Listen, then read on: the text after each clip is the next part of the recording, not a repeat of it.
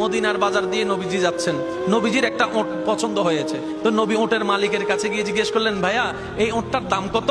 ওই দামাদামি হলো, নবী সে দামে কিনতে রাজি হলেন, কিন্তু নবীর কাছে তখন অর্থ ছিল না। তখন নবীজি ওনাকে বললেন, আপনি আমাকে ওটটা দেন, আমি এখন গিয়ে আপনার সেই প্রাপ্যটা পাঠিয়ে দিচ্ছি। ওটের মালিক ওনাকে ওটটা দিয়ে দিলেন।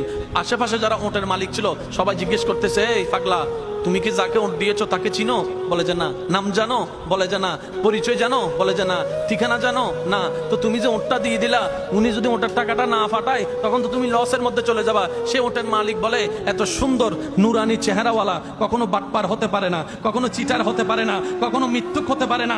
ওনার চেহারা দেখেই তো আমি ওট বিক্রি করার আগে মনটাই বিক্রি করে দিয়েছি, মনটাই বিক্রি করে দিয়েছি, মনটাই বিক্রি করে দিয়েছি। তোমরা যাই বলো, আমার মন বলে উনি আসবেই আসবে, টাকাটা পাঠাবে পাঠাবে।